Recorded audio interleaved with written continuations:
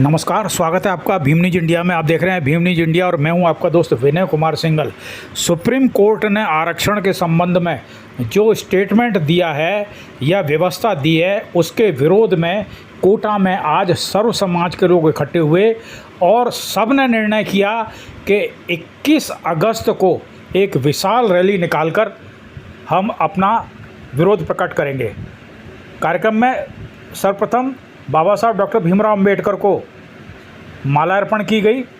इस अवसर पर डॉक्टर चंद्रशेखर सुशील, श्री पवन मीणा उप महापौर नगर निगम दक्षिण, श्री चतुर्भुज खींची अध्यक्ष डॉक्टर भीमराव अम्बेडकर समिति कोटा, श्री मनोहर लाल मीणा कार्यकारी प्रदेश अध्यक्ष एसटी एससी ओबीसी अधिकारी कर्मचारी संयुक्त महासंघ और मीणा समाज के अध्यक्ष के साथ बड़ी संख्या में सर्व समाज के लोग उपस्थित हुए। सुप्रीम कोर्ट द्वारा जो व्यवस्था दी गई है उसके लिए विरोध था। आइए देखिए भीम न्यूज़ इंडिया की रिपोर्ट। जो है कहीं ना कहीं आज की तारीख में वो भी संघर्ष कर रही है। आप लोग कई लोग ऐसे अनुभवी यहाँ पर बैठे हुए हैं और मैं कई चेहरों को जानता हूँ जो हमारे फर्स्ट पीढ़ी ही हमारे पीछे बैठी हुई है।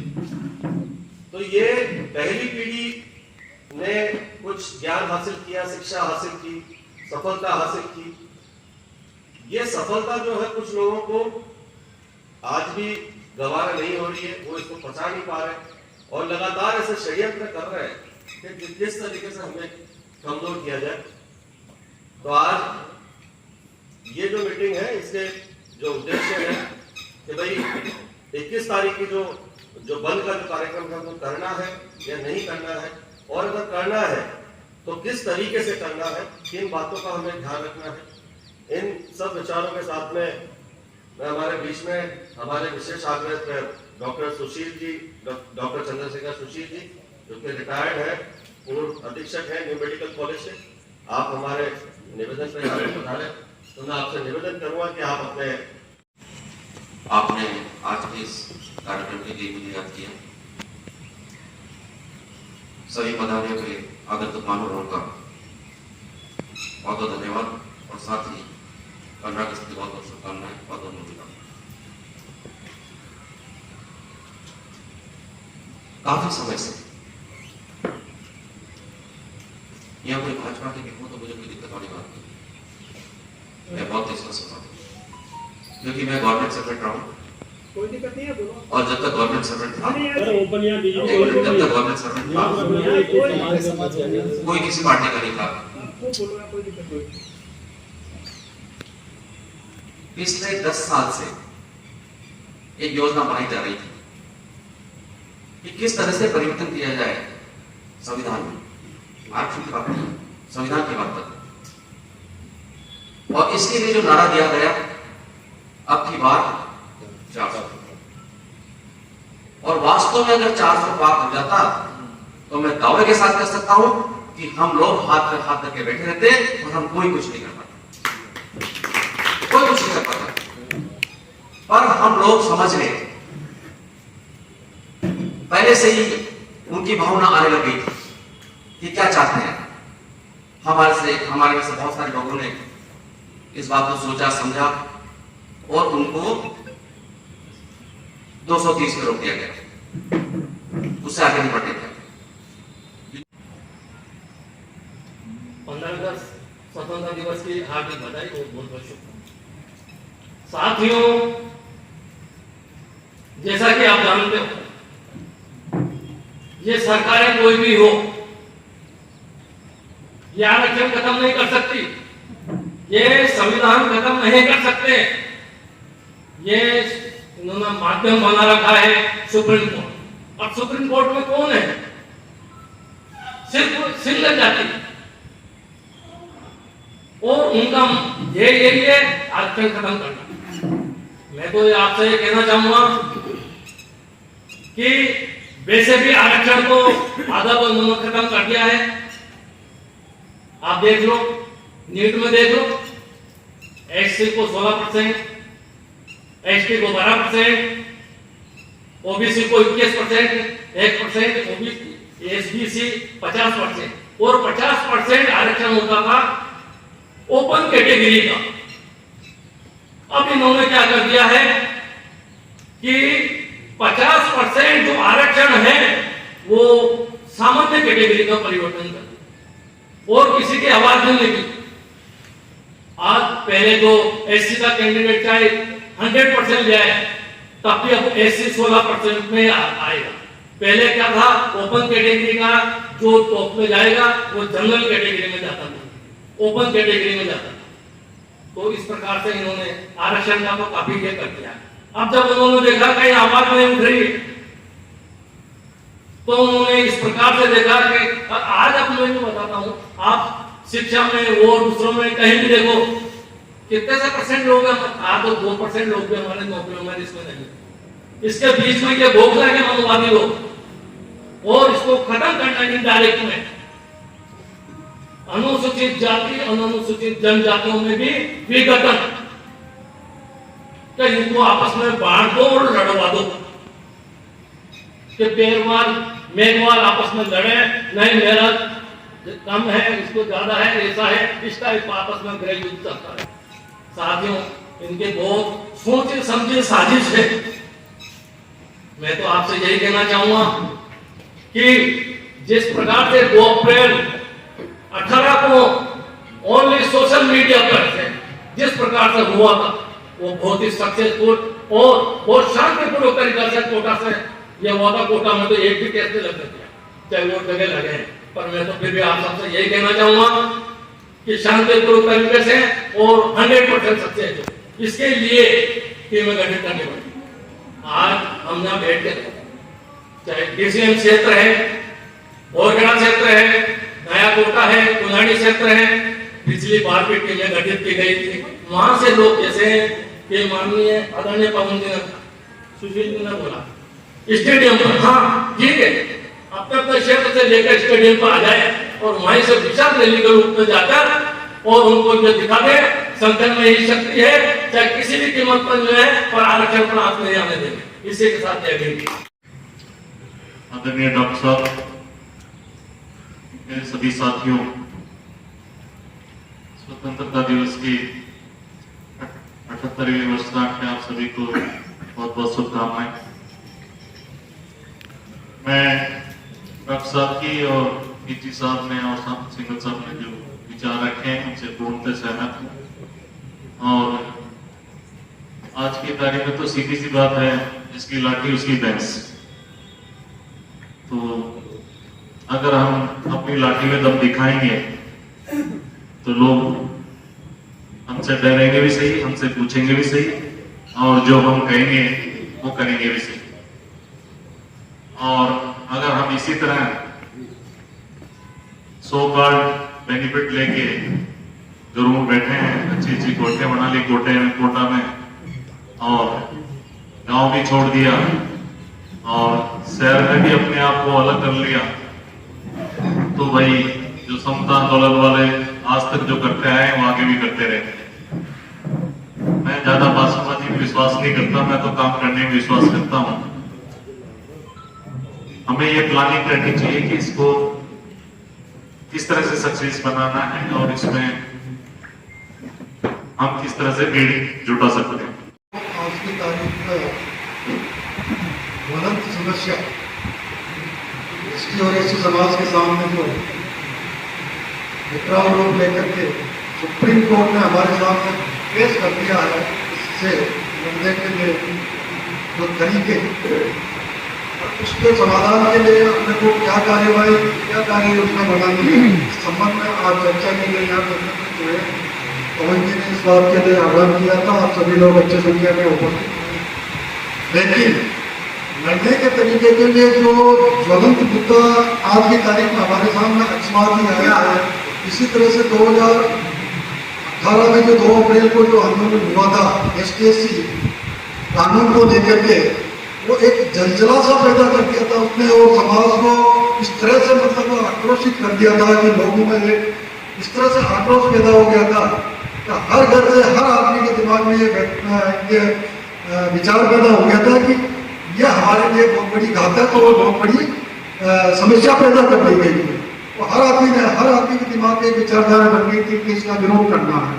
विरोध जब लोगों के जन्म में सब सामने आया तो पब्लिक के सामने जब प्रशासन और पुलिस के सामने जिस तरह से प्रदर्शित हुआ था वो जलवा और वो जलजिला जो पैदा हुआ था, प्रशासन और पुलिस को ये कहने पर मजबूर हो गया था अधिकारी को ड्यूटी के दौरान इसके फोर्स का यूज नहीं किया करना है। ये था ये विरोध का स्वर जो एसटी और एससी के समाज में उस वक्त देखने को मिला था। आज वही समस्या, उससे बड़ी समस्या एक पैदा करती है आरक्षण को लेकर के, उसको लाभ नहीं मिल पाता है। कई तरीके हैं उनके पास। मैं इसको केवल इतना ही कहना चाहूँगा, जो भी समस्या सामने आती है उसका समाधान उसी तरह से करें जैसे पहले 12 बीघा में उन्होंने अप्लाई किया था, तब वो रैली निकली थी, मैं उस रैली में था।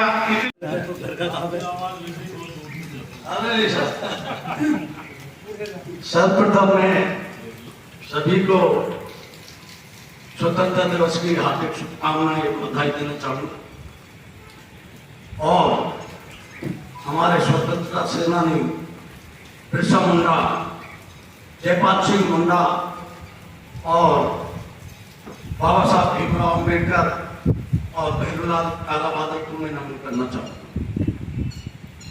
साथियों, आज आरक्षण को लेकर मीटिंग की जा रही। मैं हमारे बीच में हमारे संभागीय अध्यक्ष भाई रामस्वरूप जी बैठे हुए हैं, उनका भी मैं धन्यवाद देना चाहूँगा।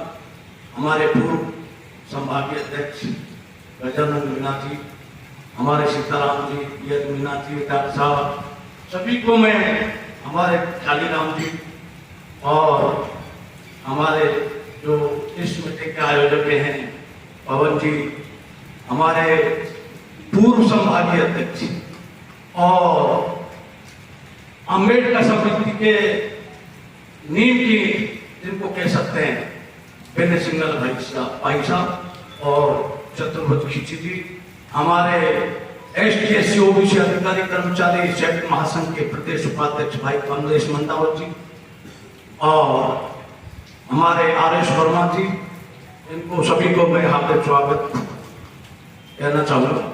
साथियों, आरक्षण की बात यहाँ पर चल रही है। मैं कहना चाहूँगा साथियों, बहुत गरीब बात कहना चाहूँगा, हम दूसरों को दोष दे रहे हैं इस मंच के माध्यम से। मैं ये कहना चाहूँगा, उनको दोष मत दो, दोष हमको, हमारा दोष है। साथियों, मैं 30 साल से ST/SC OBC अधिकारी कर्मचारी सेवक महासंघ चला रहा हूं और ऐसा कौन सा जिला है और ऐसी कौन सी तहसील है जिसमें हमने जा के और लोगों को जागृत नहीं किया। साथियों, आरक्षण की बात कर रहे हो आप। आज आरक्षण को खत्म करने के लिए बहुत दिनों से साजिश चल रही है। आज मैं, क्योंकि मैं बहुत लंबी चौड़ी बात नहीं करूंगा, मैं शॉर्ट में कहूंगा, मैं ये कहना चाहता हूं कि आरक्षण तो हमारा, अभी कह रहे थे कि खत्म नहीं कर सकते, बिल्कुल खत्म नहीं कर सकते, लेकिन मैं ये कहना चाहूंगा कि उनका कहना है कि हम आरक्षण को खत्म नहीं करेंगे लेकिन इसका अस्तित्व खत्म कर देंगे। हम आरक्षण को खत्म नहीं करेंगे लेकिन इसका अस्तित्व खत्म कर देंगे। और साथियों, मैं इस मंच के माध्यम से कहना चाहूंगा कि इन्होंने इस आरक्षण का अस्तित्व खत्म कर दिया। कैसे कर दिया? अब मैं आपको बता देना चाहता हूं, निजीकरण आज से नहीं हो रहा, निजीकरण परसों से चालू कर दिया इन्होंने। आज रेलवे देखिए, रेलवे में हमारे कितने लोग भर्ती होते थे ST/SC के, आज 60% निजीकरण हो चुका है रेलवे का। कितना? 60% निजीकरण हो चुका है। अब आप बताइए, 60% जब निजीकरण हो गया तो हमारे लोगों की भर्ती कहां से होगी? आप देखिए दुकानें खोल दी शिक्षा विभाग, शिक्षा की। आज कोचिंग के माध्यम से गरीब आदमी पढ़ नहीं सकता। गरीब आदमी की वो स्थिति है कि उसका पेट भरना ही भारी, वो पढ़ाएगा कहां से? आज ने वो डॉक्टर बन सकता, न इंजीनियर बन सकता। इन्होंने निजीकरण करके आज देखो दुकानें ऐसे खोलती शिक्षा की, ऐसे गली गली में शिक्षा की दुकानें खोलती। आज देखिए सरकारी स्कूल में उनका एक भी बच्चा नहीं होगा, सरकारी में हमारे लोग होंगे। लेकिन बड़े खेत के साथ में कहना चाहता हूं, मैंने जयपुर में भी एक मंच से मैंने ये बात कही थी, और भवनलाल मंत्री हुआ करते थे उस टाइम, भवनलाल मेघवाल मंत्री हुआ करते, उसी मंच से मैंने बात कही थी कि सरकारी स्कूलों में कौन है? सरकारी स्कूलों में एसटी के अध्यापक हैं ज्यादातर। तो मैं कहना चाहता हूं कि वो एसटी के जो हमारे जो लोग हैं वो पढ़े लिखे हैं, योग्य हैं, और उस स्कूल में कौन पढ़ते हैं? भाइयों, मैं हमारे महापौर पवन जी मीना साहब को हार्दिक धन्यवाद देता हूं कि आपने आरक्षण के संबंध में आप सबको बुलाया है। आप हमेशा समाज के प्रति जागरूक हैं। भाई मनोहर लाल जी ने बहुत कुछ कह दिया और मेरे पूर्व वक्ताओं ने भी काफी कहा, कहने को ज्यादा नहीं है, लेकिन मैं ये कहना चाहता हूँ कि आरक्षण हमारा नहीं, ब्राह्मणों का है। सर्वोच्च न्यायालय का जो क्रिमिनल से संबंधित फैसला है वो सर्वोच्च न्यायालय का नहीं, ब्राह्मणों का फैसला है। अंग्रेजों ने कहा था कि ब्राह्मण का कोई न्यायिक चरित्र नहीं होता, ब्राह्मणों का कोई न्यायिक चरित्र नहीं होता। आपको मालूम होना चाहिए कि 1000 ईस्वी के बाद में मुगल आए, गुलाम वंश रहा, लोधी वंश रहा, सैयद वंश रहा, मुगल काल आ गए। इस पीरियड में तो ये इन्होंने विरोध नहीं किया, लेकिन अंग्रेजों के टाइम पे क्यों विरोध किया इन्होंने? अंग्रेजों का क्यों विरोध किया? क्योंकि अंग्रेजों ने पहला ब्राह्मण को फांसी दी थी, ये मनुवादियों को फांसी दी थी, इसलिए ब्राह्मण का विरोध हुआ। और आरक्षण हमें क्यों दिया गया है?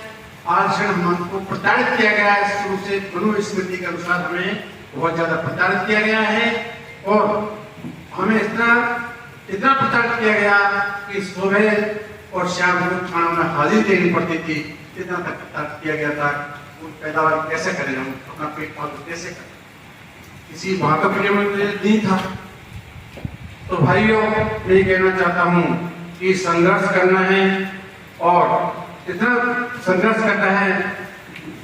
इलेक्ट्रॉनिक मीडिया में जो मीडिया है इसमें ऐसा फैला दो कि हम सबसे 2 अप्रैल को पहले हुआ था कार्यक्रम, इस तरह से इससे भी भयानक कार्यक्रम हो गए तो सरकार की आंख खुलेगी। अभी मोदी जी ने कहा था कि हम क्रिमिनल में लागू नहीं करेंगे। आज ही समाचार पत्र में, आज ही लाल किले की दीवार से उन्होंने कहा है कि हमने क्रिमिनल लागू कर दिया। आज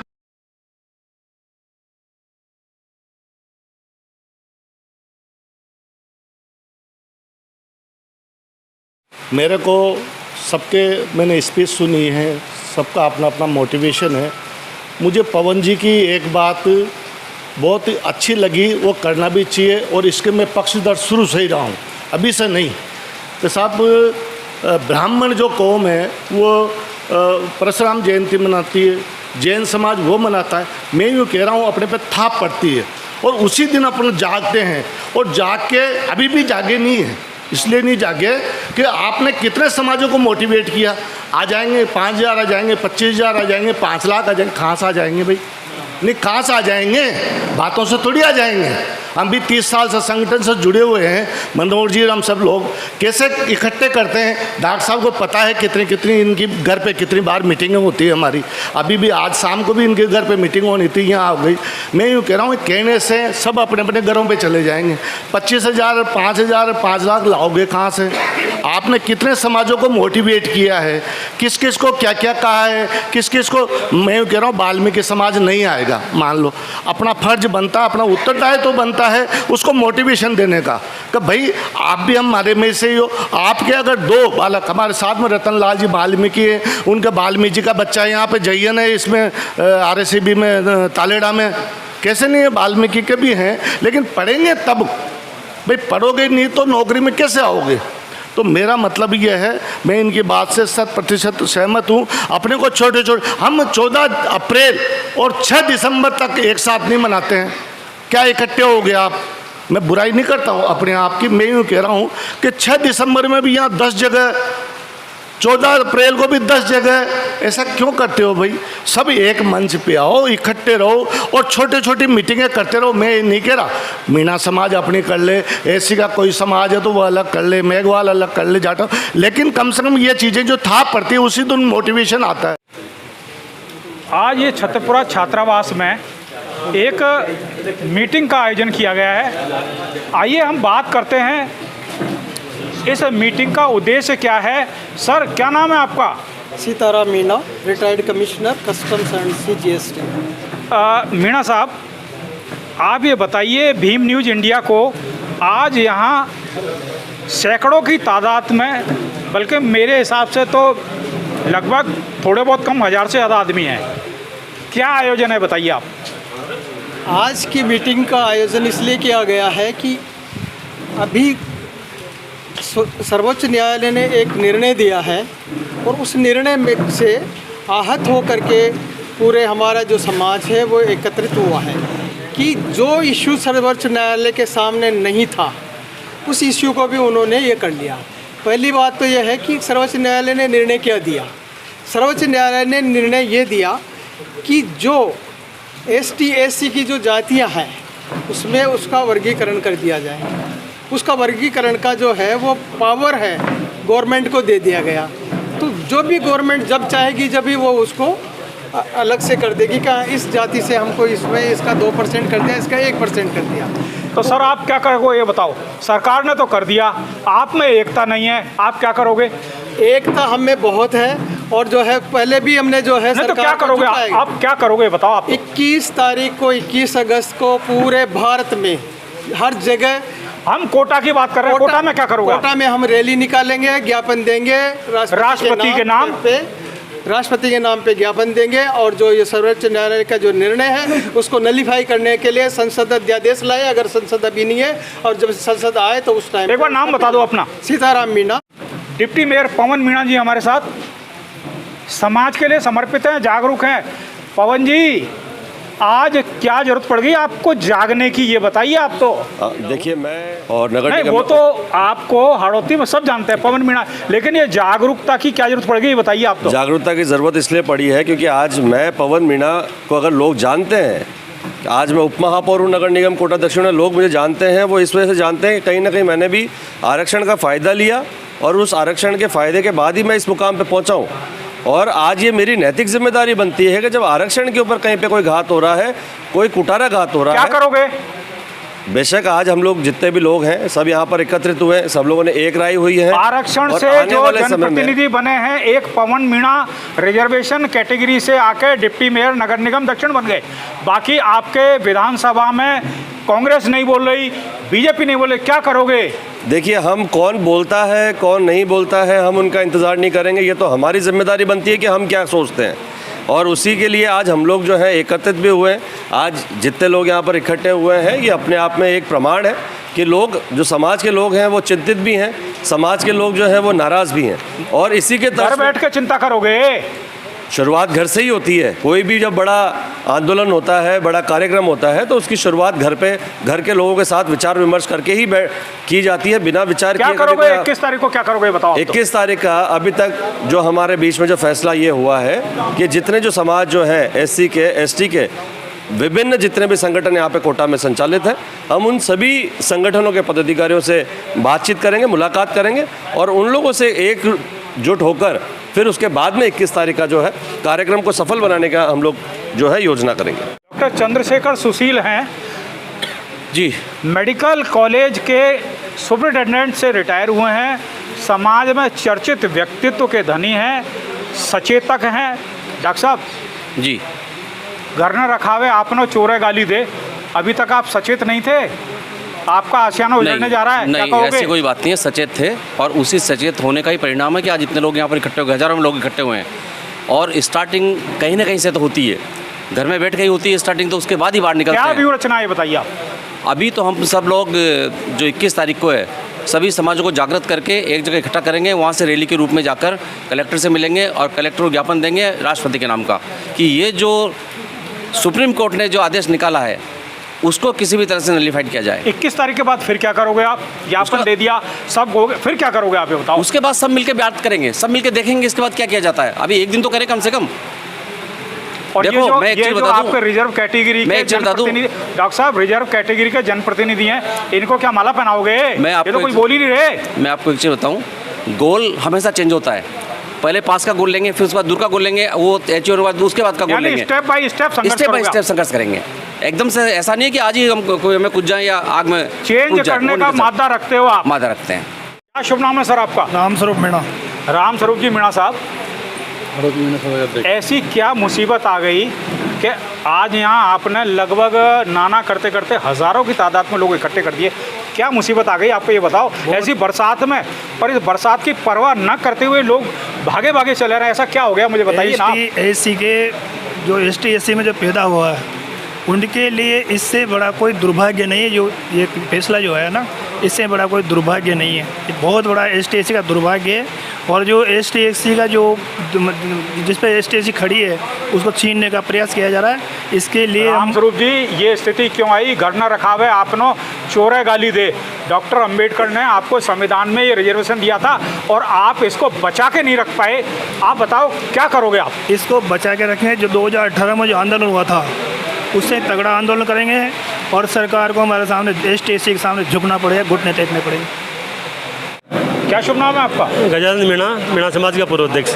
गजानंद जी बताइए क्या हो रहा है? सर, ये ST/SC के लिए जो सुप्रीम कोर्ट ने निर्णय दिया है बड़ा कुठाराघात है वर्गीकरण का।